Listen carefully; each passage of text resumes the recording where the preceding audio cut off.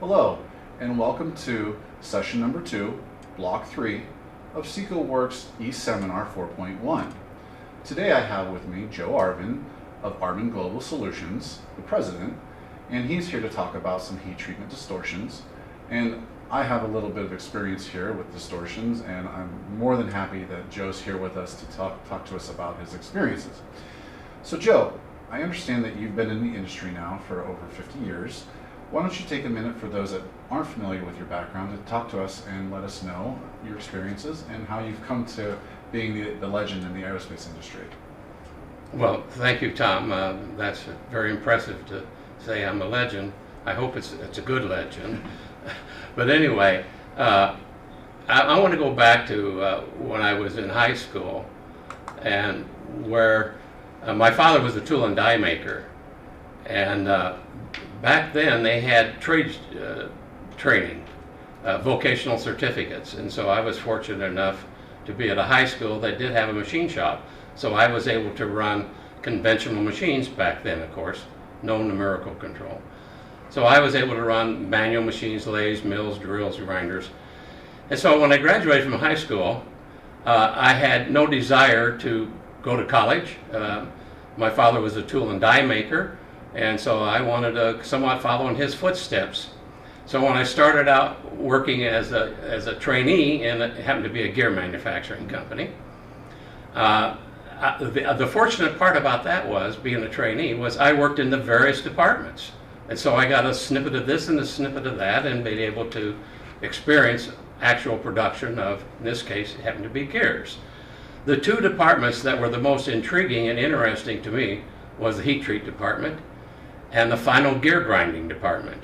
I ended up choosing that I really liked the gear grinding department, where we ground the gear teeth on spiral bevel gears, spur helicals, the variety of gears. And shortly after I was released to be able to run a machine myself, I had problems, or there were problems, with the fact that the gear teeth did not clean up. And so I'm saying to the lead man, the supervisor, I said, well, these parts aren't cleaning up. And they said, well, you have to be very precise on locating the wheel to the part. And so then I said, well, okay. And I got better. The parts were not all right. Not all of them were correct. Some didn't clean up. And they said, well, there's 2 highs and 2 lows. And I said, you mean egg shaped? And they said, yes, the parts are slightly egg shaped. And I, why? Well, heat treat distortion. Oh, well, leave more stock. Well, you can't leave more stock. What do you mean? If they have more stock on there, they clean up. And they said, well, there's a thing that's called depth of case, and you have to stay within the prerequisite of depth of case so the gear teeth will not fail or break off during operation in the field. I said, okay, well, that's interesting. And so I become more intrigued with the heat treat. Now let's get back to when I left there. After 2 years of running the machine, I said, you know what, there's so much more to learn than just being just a machine operator. Now, there's nothing wrong with being just a machine operator, as my father was. But I was intrigued in learning more. So the next 10 years I went to night school. I happened to be Purdue University Extension in Indianapolis, Indiana. And then I got my degree in industrial engineering. Then by the time I left that first company, I was the manufacturing manager. I left there and joined Aero Gear as the plant manager in charge of the complete manufacturing operation. From there, I was able to grow, and I ended up 10 years later being the president of the company. I retired in 2015, whereby I didn't want to retire, but you know, everyone would say, well, why don't you retire and then play with the grandkids and so on and so forth. And I said, well, I guess I should. But I was too enthused into wanting to learn more and do more. So I started Arvin Global Solutions. Arvin Global Solutions is a power transmission consulting firm, whereby we now have, my partner Scott Newton and I, we now have over 150 associate consultants in the U.S. with a minimum of one in every major industrial city. Additionally, we have 25 representatives, primarily for marketing, in 15 countries. So we have a wide range and a wide broth. So anybody that has any problems with manufacturing power transmission component parts, especially gears, come to us. Wow, that's very impressive. You've had quite a bit of experience and you've seen a lot of things in your day. And to sort of pivot off that experience, you've had the ability to manufacture a wide array of different style components. Let's maybe take a minute. I want to focus on some of the maybe the more complex parts because it's easy to make an easy part, small component, doesn't distort. But in the aerospace industry and even automotive, you can have a lot of troubles manufacturing these complex components. Maybe perhaps take a step back and walk me through the manufacturing process or the thoughts and the ideas of how you would successfully approach maybe a more difficult part and how it would be manufactured, maybe from start to finish real briefly. Okay, before I start, I want to go back. One of the things I forgot to mention during my growth, I had the opportunity to visit 23 different countries, industrialized countries, to look at and see what they're doing in the way of manufacturing power transmission component parts. So that was another plus in being able to expand upon what I knew and learn from other people. Now, getting back to difficult, you mentioned difficult component parts. I will frequently mention aerospace, again, because that's primarily my background. However, 30% of the parts that we manufactured were commercial parts, not power transmission component parts for aerospace. So those who will be listening who are automotive and high volume gearing, they may say not of interest. But for those who would have an interest, I'm going to give you what was the best way we were able to help control distortion, which is the biggest problem of gear manufacturing. When ordering the raw material, we would ask for it to be drawn, tempered, quench drawn and tempered, so that it would be up above the critical temperature to help minimize the stress as it goes through the manufacturing process. Number two, if it was a first-time run, which was obviously the most complex, hardest part of making gears and other component parts, we would do a prototype run. If you don't have time for a prototype run because of short delivery and it's only a few batches, one or two prototype parts, you may not be able to do this. But we would always pick a small batch of small parts, 5, 6, 7, and run them through the process. The other thing was because I'm going to primarily, my whole thing here is controlling heat treat distortion, which was the biggest problem that I had in manufacturing gears. Like it took tons of planning, right? Yes, yes. Lots of planning because you only have a few parts, you have to get it right. And you scrap them and their value can be very significant in aerospace component parts. So what I would do is after the raw material was forging or bar stock was received, we would then do a rough turn. Then after a rough turn, we would then take the part and put it back into heat treat, and we would get above whatever the highest temperature the part would be subjected to through the process, higher than the highest temperature. As an example, carburizing typically, and I'm talking about, and I'll mention this now, it'll be pretty much uniform, steels such as 8620 steel or 9310. The European steels, such as 16 NCD 13, are comparable steels to the 9310. So these steels typically get carburized in the 1650 to 1700 degrees Fahrenheit. So this stress relief that we're doing after the rough turn is to get above that temperature and then normalize, quench, and draw, and then go back into the finished turn. Then, as sequence of operations progress, any major machining operation, stock removal, I should say, we would then stress relieve. And this typical stress relief would be anywhere from 250 to 300 degrees Fahrenheit. Okay, for those who, automotive people, who might say, holy camole, you mean to tell me you're going to rough turn, take the part, go to heat treat, come back in, then back in maybe the same machine and do a finish turn? This is ludicrous, I mean, insane. Yeah. Well, it's not insane if you have heat treat distortion problems. Okay, after that, if you don't take care of the stress, you're going to end up with stress in the part prior to heat treat, which will be released during heat treat. I hope everybody understands that. Right. The part going into heat treat can dimensionally be perfect. Coming out of heat treat, the stress has been released, and you got a part that maybe won't clean up or scrap. Now, if I may, yes.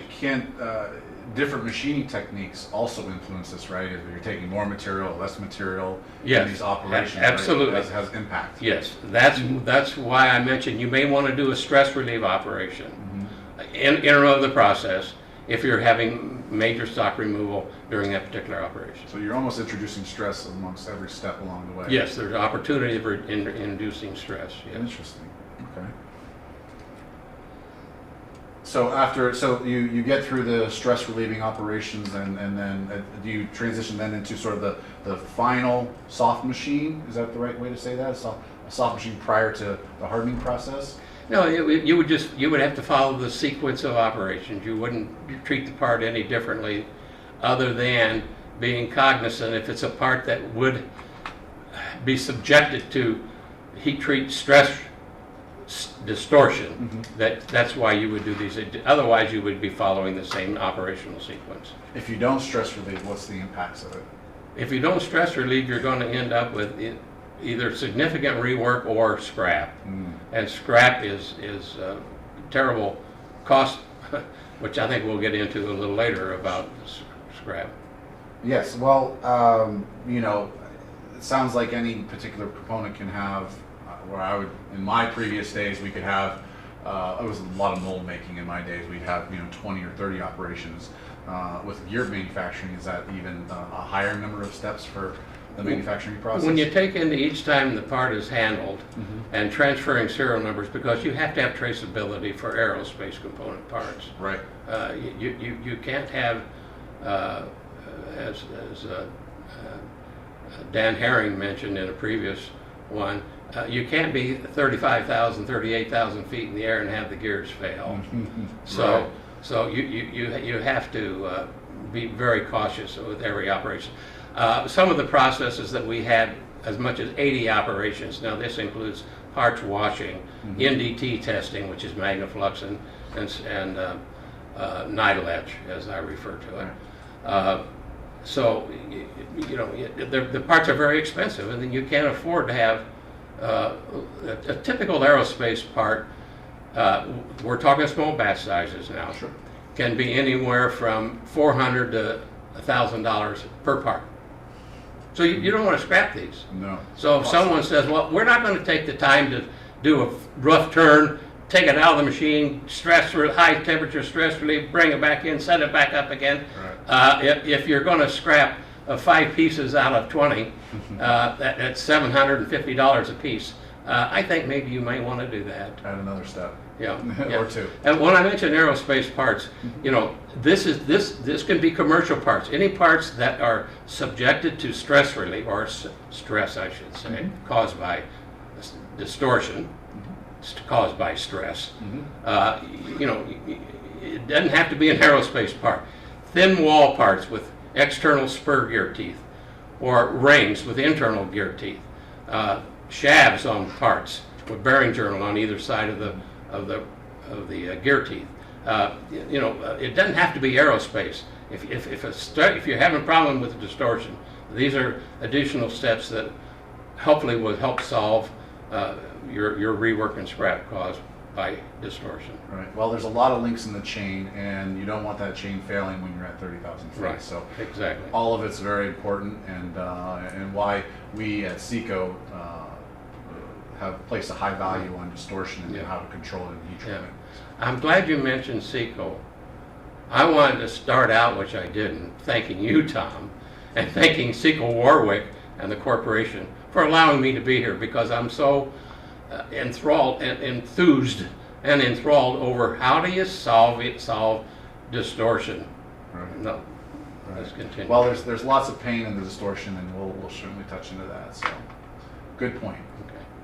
Okay, so sticking with the theme of having difficult parts to produce and the challenges associated with those, I imagine that you have a pretty high scrap rate sometimes when you're producing some of these complex components, or even when you're repeating a job and the scrap rates associated with those. Can you take a few minutes and tell me about that pain and what the manufacturers experience with scrap rate and planning around it, and what's the rate associated with maybe the machining versus heat treat, because I think there's a different correlation between the scrap and when that happens and so on. Yeah. Typically what we would do also is to keep the scrap parts in the lot, but they would have to be identified. By lot, so what are you doing with them as being in a lot? Well, I mean, why didn't we just throw them away if they're Yeah, scrap? or recycle them if they're scrap parts. Yeah, right? well, because they can be used for other operations, because I said they're identified now. They have to be identified as scrap. Whether they're etched scraps, just so they can't, no way it can get through final inspection. Maybe mutilate the part or do both. Okay. Put scrap on there, mutilate the part, no way can that part ever get out of the plant and get into Circulation, right? yes, into circulation. Okay.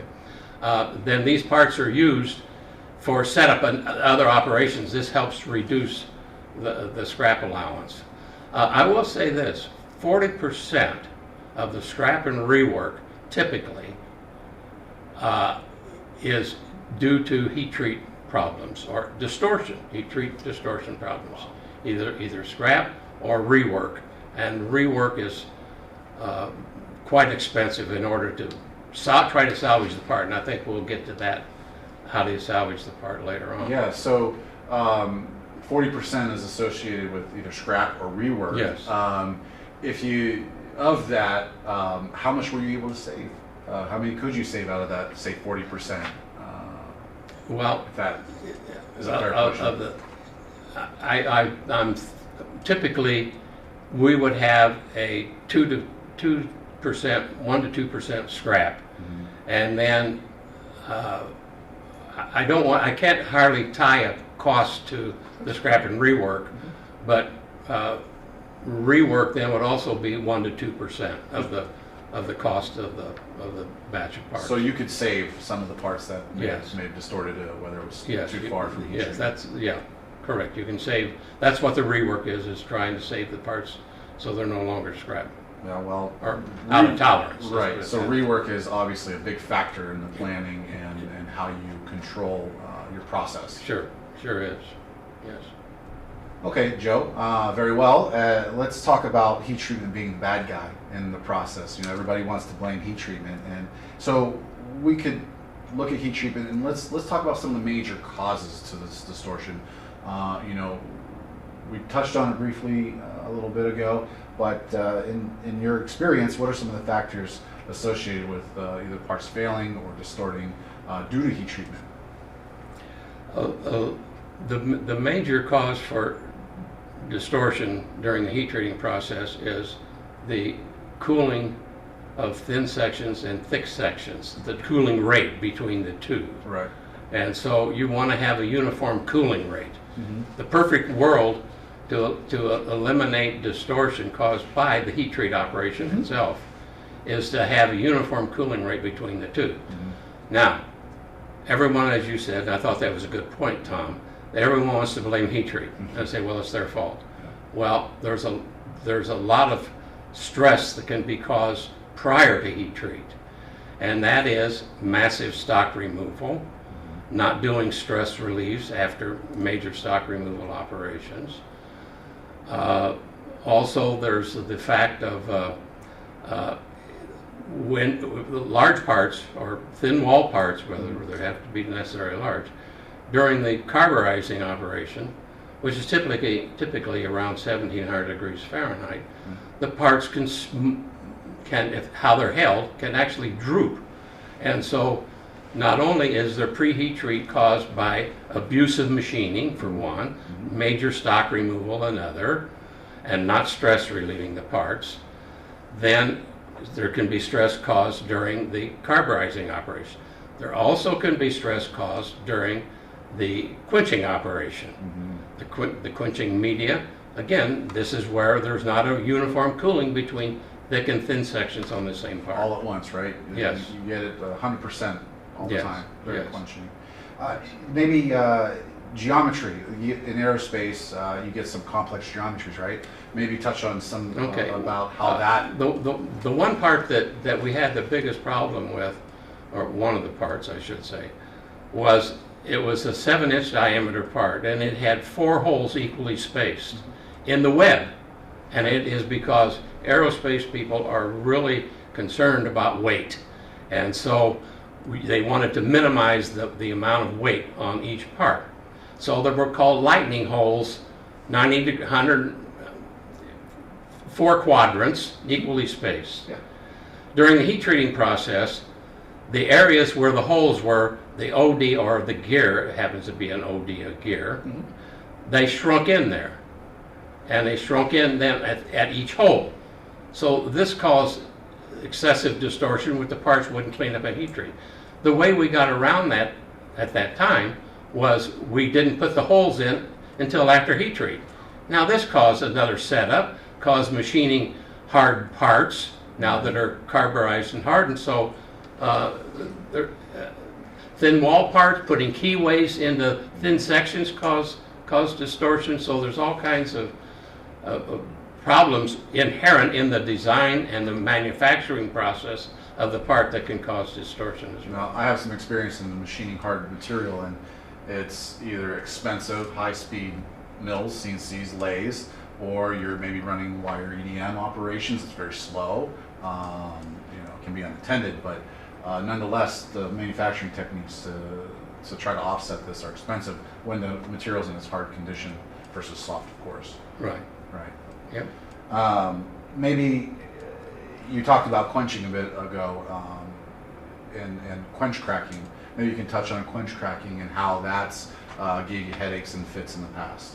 Well, there again, it had to do with the fact that at a sharp corner where you had massive material here and very thin material, say on a bearing, above a bearing journal, during the quenching operation, the thin wall section cooled very quickly, and the thick section had 3 times the time duration to cool to meet the ambient temperature required.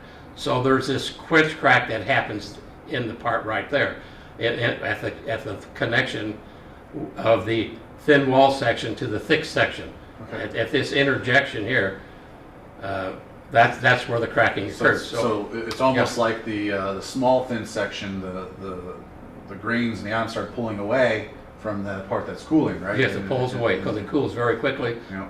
Heat expands, cool shrinks. Yes. So that's the problem with thick and thin sections and problems with the quenching. Okay, so you could say that this has been a historical problem. Yeah.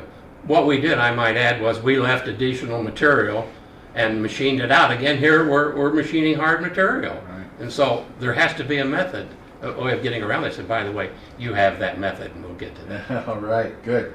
Well, knowing that, having the knowledge of what the material will do, either from the manufacturing process, machining, or the heat treatment, it obviously takes a lot of input from both sides to be able to produce a good part. And heat treat distortion and its causes have plagued everybody over the years. And right, SECO takes distortion very, very seriously and knows that causes a lot of headaches in the market and industry. So we're always trying to be developing on the cutting edge of, no pun intended with cutting edge, but on the advanced forefront of distortion control. Okay, Joe, that's a lot of good information again, and there's ways to offset and correct distortion, and there's newer ways and traditional ways. Maybe take a few moments and tell our viewers some of the traditional methods that you've employed to be able to correct or offset or make sure that distortion isn't a problem or too big of a problem. Yes, good, Tom. That's a very good question, and there has been methods put in place knowing that they're going to have heat treat distortion caused by pre-stress or stress relief during the hardening quenching operation. And now this will get to the point for non-aerospace. So I can talk about non-aerospace, and I'll talk about aerospace. Tell me a little bit about that. All right. Automotive, off-road, golf carts, forklift trucks, all of these who have the gears in their power transmission, they are not concerned about weight. This means that when they know they're going to have problems with distortion when they're originally making the design manufacturing process of the part. See, this could be 20 years ago or 30 years ago, and they're still manufacturing the parts. And they're saying, we don't have any problem with heat treat distortion. Well, you may not have problem with heat treat distortion because you left excess material because weight was not a concern. And so here's the gig here. Which we're going to get to a big punchline here in a minute, which I'm anxious to get to that. Good. But what you guys are doing, what Seco Warwick is doing, which I'm going to describe, will eliminate the need for this excess material. Excess material costs money. Sure does.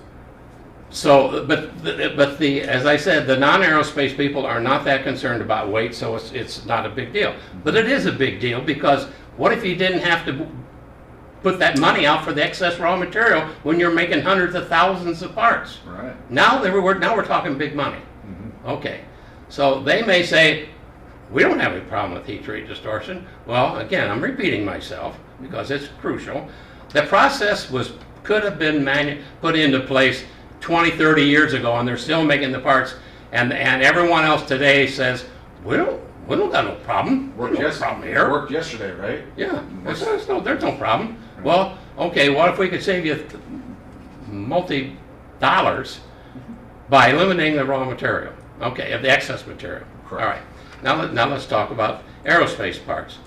Well, I mentioned earlier about stress cracks and the fact that we left excess material and machined it off. We also did hard machining after heat treat in order to, but this is taking the excess material that you leave on the aerospace parts, which are not cheap material, by the way, Right. and everybody who's involved in that knows it's quite expensive and it's getting more expensive. So when you leave this excess material and you have to remove it because the weight is a concern, what are you going to do? Well, you're going to have to do grinding or hard turning, as you mentioned earlier. That's not cheap. Using carbide inserts, your carbide drills. So but that's how they were salvaging the parts back today in a lot of places. So there can be a lot of money saved with the Seco Warwick approach, which we're going to get to. The punchline's coming, guys. Hang in there. We're going to get to the punchline. Yes. Well, absolutely. Hard machining and all of these techniques are necessary methods based on traditional processes. And with that, we'll talk about some of the problems associated with these methods. And at that point, I think we'll be able to touch on some of these newer techniques that are, advanced and further that where people aren't used to seeing, and now they have options available to them. So, all right. So, Joe, you've mentioned that these methods they're very difficult, they're very costly to do the rework operations. Tell me these problems and the costs associated with them, and why they're so expensive, for example. Well, Tom, I have to go back to something I've probably mentioned more than once, and that is these parts are very expensive parts. I think I've mentioned more than once. So by expensive, right? Yeah. I'll interrupt you. Sure, that's right. $50 can be expensive to me. What's $50 or what's expensive in your world that you speak of? Well, there's I think I mentioned earlier $7,000 for a 20-piece lot of jet engine gears. Helicopter gears are even far more expensive. There's one main transmission gear for one of the rotorcraft helicopters manufacturers, $50,000 for one main ring gear. Wow. Yeah, so you know, you got to take this seriously, which I'm sure if you're going to scrap $50,000 in one part, you're going to pay attention to what's going on. Not only is it expensive, but there's other things. The time to get raw material, especially because we're talking raw material that you don't go to the local supplier of the steel and get another piece of bar stock, you know, for $5. You know, some of the raw material can be $80, $150 a piece just for the raw material, just to start with. Okay, so now you've got the problem with you scrap the parts, let's say. You're going to have to order the raw material. This is going to take time. Now, when the material gets there, you maybe even already have come close to missing your delivery to the customer. Right. Now you're going to have to go through all the manufacturing steps back to where you were, which is also very expensive. So that labor you've put in there, besides the additional cost of the raw material, now you got the labor. Now you're going to expedite the part, right? Because your customer is going to be upset that you probably will not make, and odds are you won't make the delivery. So you're going to expedite it. Everyone knows what expedite means. That means you're going to bump other customers' parts.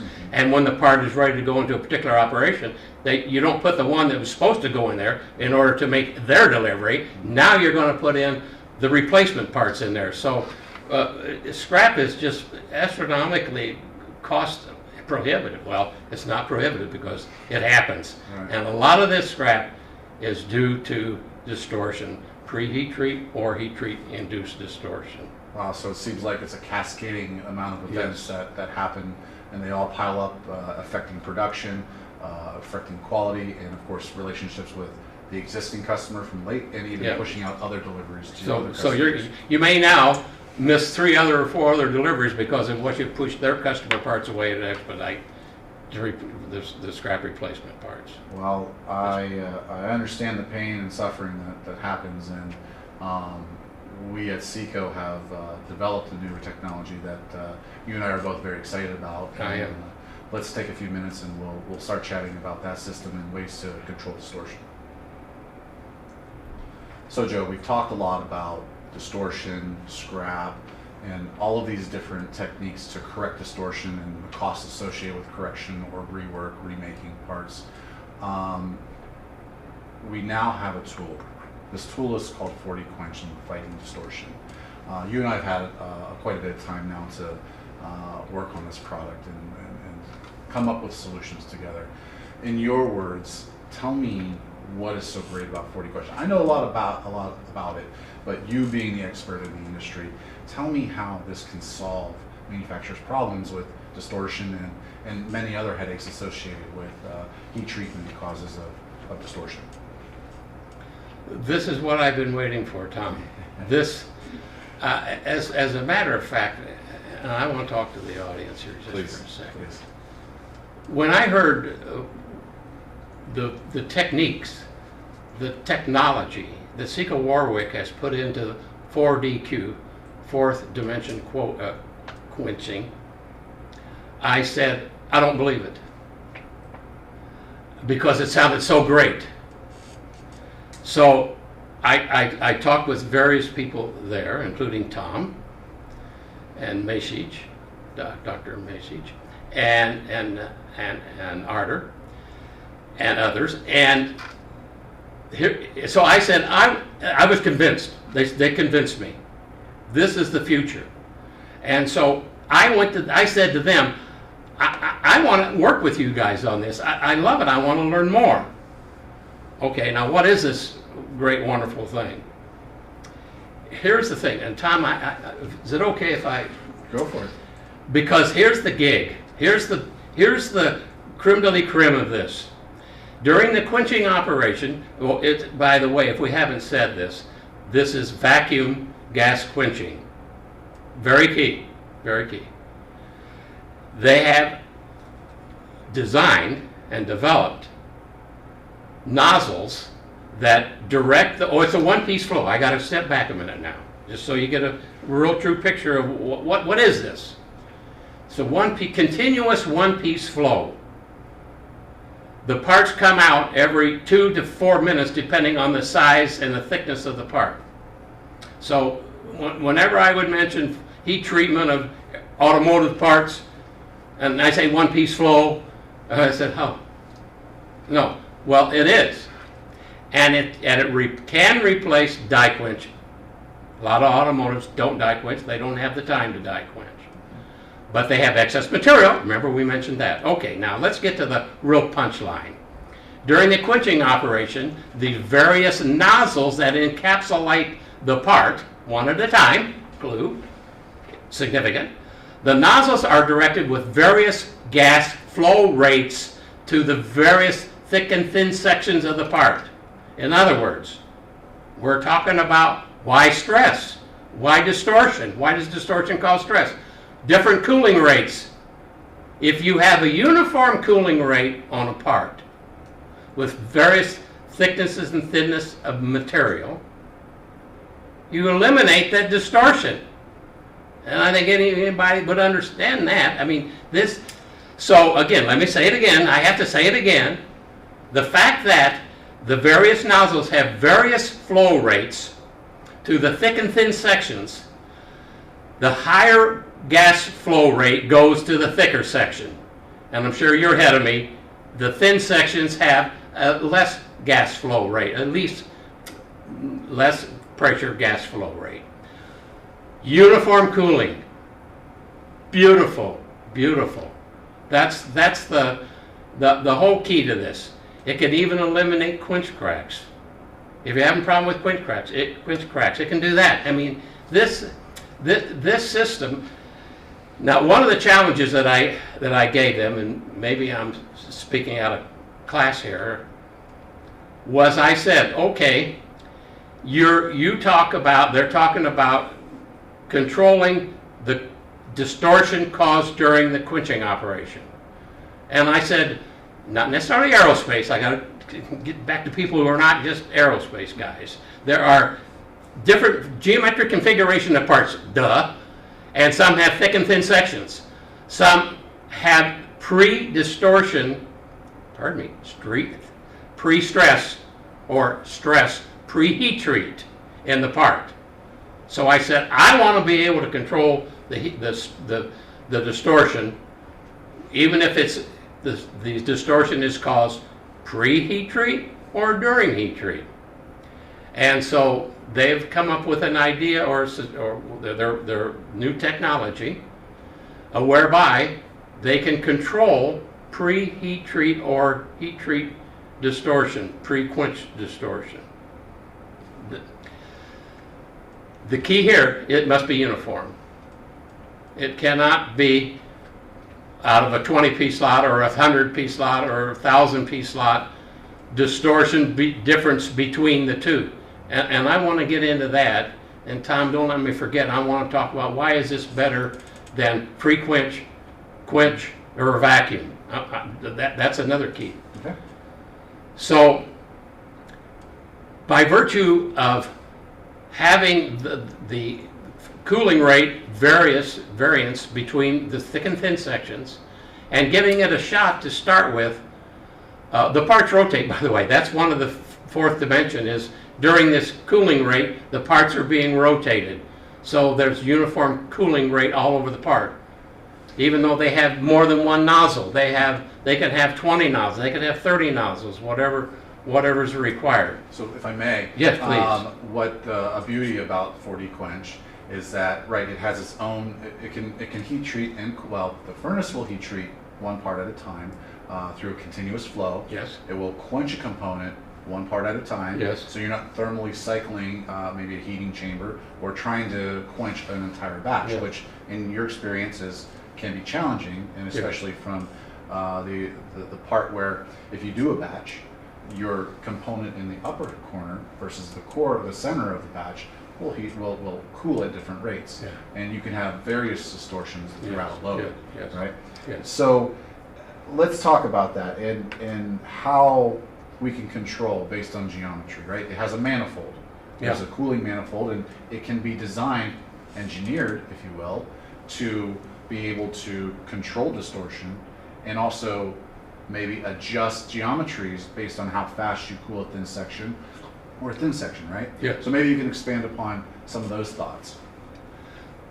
Well, that's the whole core issue again, Tom, and that is if you have uniform heating, uniform cooling, you're going to minimize the cracks. The major problem with heat treat distortion, scrap, and rework. So your grinders, back when you were grinding after heat treat, Yes. are beginning to thank you for, or will thank the heat treatment department Yes. now for giving them Yeah. more Yeah. consistent parts without the high and low points. Yes. Perhaps. High and low points, Mhm. right? And then once you have the process defined, maybe you're going to leave 15,000 stock on a side because of distortion. Mhm. Well, now maybe you leave 3,000. Well, what's the cycle time in a grinder or if you're going to hard turn to cut off 15,000? Turning is faster, Mhm. but grinding is slower. Mhm. And you're going to save the excess material too. I mean, there's Let me ask you. That's Yeah. a good question. Yeah. What would a typical grind operation be if say you had 15,000s or forgive my metric, Yeah.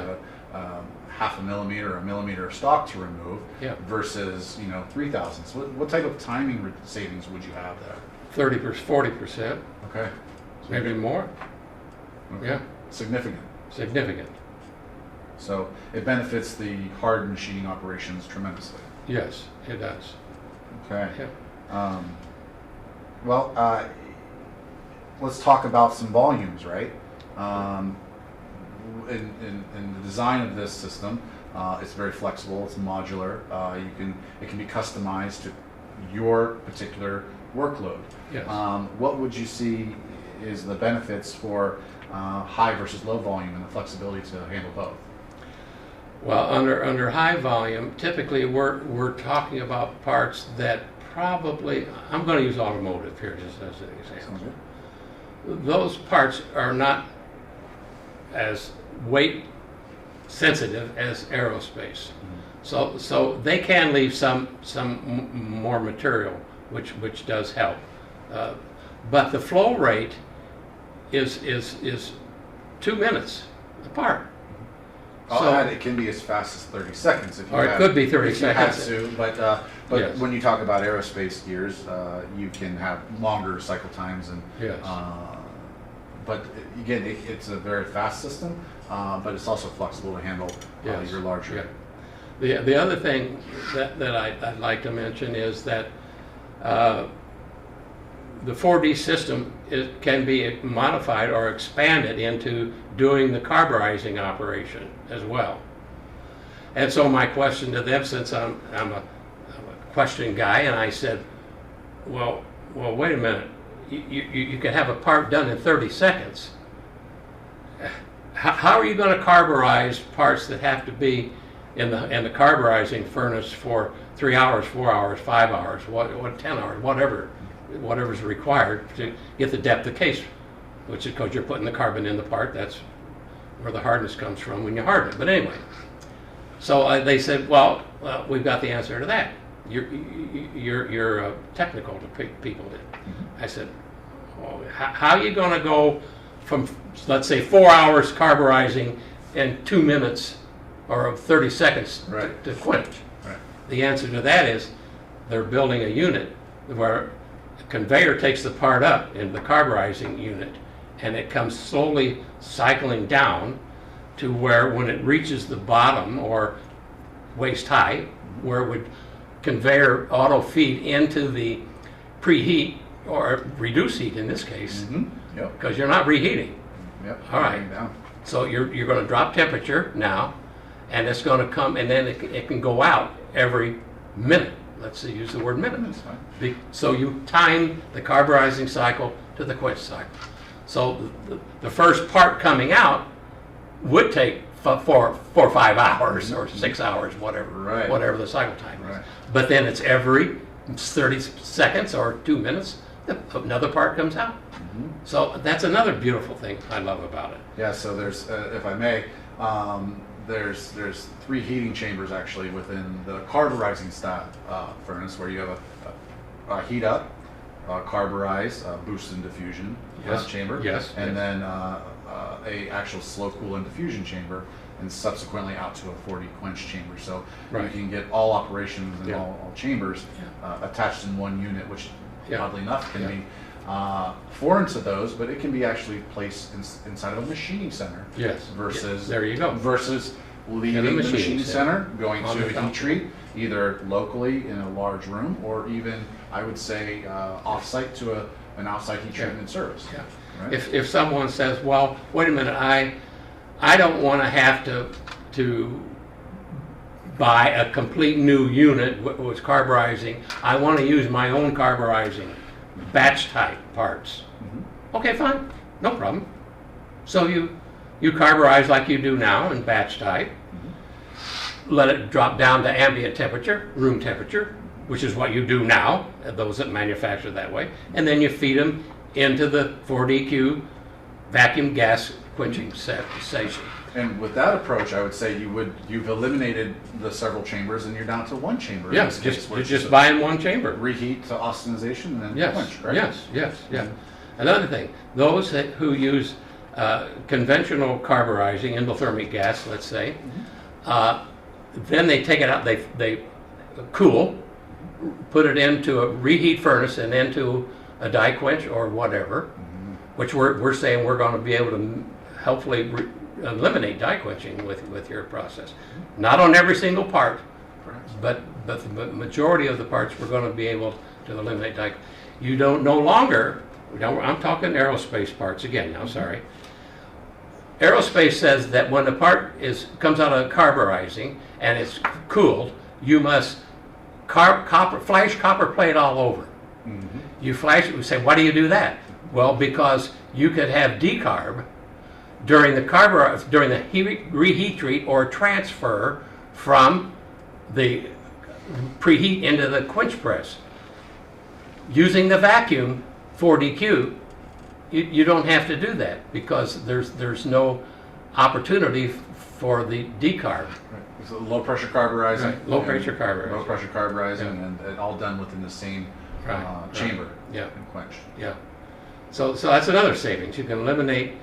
And what I love about the elevator and the carburizing area, the part just goes right on through, so you don't have to worry about any opportunity for decarb. Now, I want to jump to a question that I asked you to ask me, sorry. Sure. And that was, well, what's the difference between 4DQ and free oil quench, 4DQ and a vacuum quench, but you're saying 4DQ is vacuum quench, and die quench, oil die quench. Well, the difference is that you're typically going to run in batch size parts. I mean, depending on the diameter of the part, you could put 50 of them in there. If they're small parts, maybe you can only put 4 or 5, depending on the size of the furnace. Well, anytime that you free quench, you're not going to cool uniformly, right? Oh, I think I can say that flat-footed. No way. All right. If you're gonna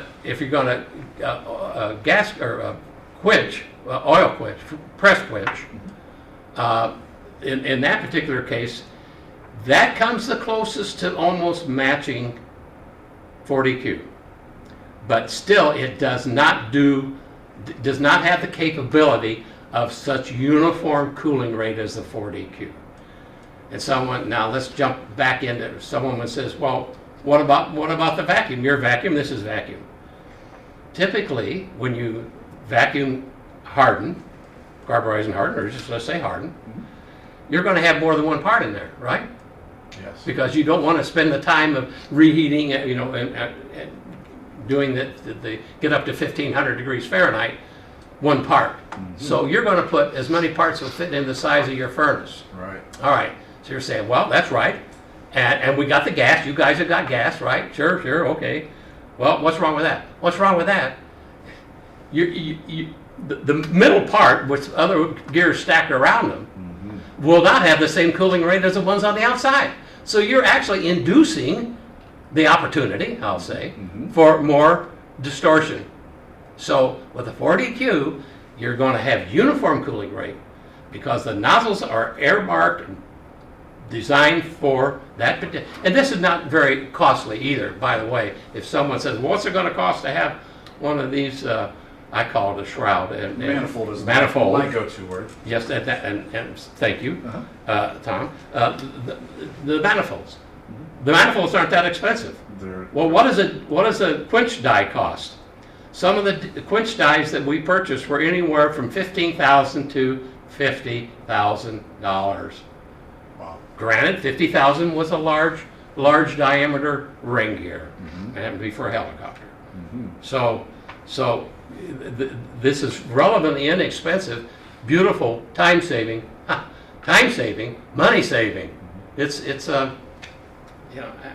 I can't say enough about and it. I'll add to that is that you can optimize quenching. You can improve it, even if you take your first step at a 40 quench operation, and you want to even optimize it further. You have that ability, and it's a simple change of maybe a manifold or adjustment to some cooling velocity or your nozzle diameter, for example, and how you're directing your gas flow to the, or I would say now, specific sections. You're cooling the section of a component at desired rates. Yes, that's the key to this. Not all at once, and that's all you're going to get. Yes, that's the whole key. Well, that's exactly why I believe in this, just as you do, Joe. Quench dies, the material savings. I might even add the point, you commented about the batch, right? And how the components quenching different in the center versus the outside. Could I argue that it even has a different case structure? Yes. Carburized case structure, yes, because of how the gas is penetrating the load. Yes. Explain how that can impact either distortion or quality, and I'll say that with 40 quench and Unicase Master, every part will have the exact same case every single time, and the exact same quenching profile as every other component. Tell me how that would benefit somebody. Well, obviously, if you have uniformity in depth of case, core hardness, less distortion, that's what you're striving for, right? Yes. And the 40Q system will give them to you. What more can I say? Well, we can say a lot, and we have. Then what I'll do is I'll ask you maybe a final question, right? Okay. We've summarized, we've talked a lot. Tell me what you want someone to take home. If they're watching us right now, what is the take home to them, and why they'll benefit so much from 40 quench? I mean, we talked about distortion, scrap, all of these great points. What's your biggest message to them? Well, my biggest message is the fact that if you can uniformly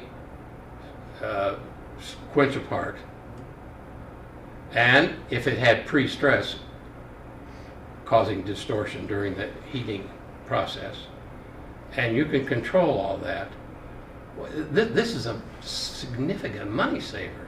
I mean, like I said, some of the parts that Aero Gear, which is the company that I was president of, of course the batch sizes on the $50,000 part was not 100 pieces in a batch, or even four. It could be 4 or 5. But you don't want to lose these parts. You don't want to lose one of them. So there's such a huge savings. Here I was telling somebody else about this process, and they said, "Well, we don't have that much. We don't have that much problem." I said, "Yeah, we." And I said, "Well, with a distortion, and it happened to be thin wall parts, fairly large parts. And I said, well, what do you do if the part comes out of heat treat and it's distorted? I said, well, we just move the centers. If it's shifted, because if it's a shaft type part, the axis is shifted. We just move the centers a little bit, making sure that we clean up everywhere. Or if it's a fairly long shaft and being hung, it's stretched out or shrunk up, whatever. Then we are able to move the shoulders. So we're able to move. And I said, well, don't you have to set up a grinder to do that, or a lathe? Well, yeah. But we don't scrap the parts. They're not scrapped. And I'm saying, well, what if you eliminated those operations that are already programmed into your process to do? Well, I guess that would be a savings. Well, so there's. If I can add to that, if you're doing that axis move, you're changing the physical location of the part within the stock. That's You could get in trouble, right? Can you get in trouble? And how about those case steps? And Yes, those you can get in trouble. I figured we would, so I wanted to make sure. Yes. No. You're spot on, Tom. Okay. Well, that's all fantastic. I can't thank you enough for the insights that you've shared. You have such a robust experience within this market, and being able to share those thoughts with us is, I'm grateful for it. I know that our audience is going to be thankful for. So, without further, adding on to some different thoughts, I thank you for that. And if those viewers that are here have any questions for Joe or myself about 4D Quench or powertrain components, please do not hesitate to let us know, and we'll be happy to address your comments or questions. You can tell I love to talk, so anybody call me, send me an email, text me, whatever, and I'd be glad to share with you my thoughts. And we're problem solvers, right, Joe? Yeah, we're problem solvers. Yep. Great. Well, again, thank you so much for your experiences and your time. Again, it's a pleasure to be working with you and learning from you. So thank you again for that, and that will conclude our session. Okay. Appreciate your viewership today, and look forward to working with you in the future. Yeah. And I want to thank you, and I want to thank Sequel Warwick for this opportunity. My pleasure, and thank you for being with us. Thank you.